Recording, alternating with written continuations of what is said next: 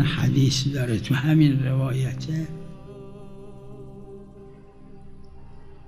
علا کل دنبال تشکیک در مسائل حضرت سید الشهدا صلوات الله علیه و شهادتشون و معجزات و جریانها و شعائر مقدسه مرتبطه بهشون هستن. تو همین حدیث داره که پیغمبر خدا فرمودن که وقتی که حضرت سید الشهدا اون لحظه شهادت، کلمه لحظه نیست، وقتی که حضرت سید الشهدا شهید شدن، ابلیس ابوالعبالسه، همون که قبل خلقت حضرت آدم بود و تا حالا هست و میلیاردها ابالسه و شیاطین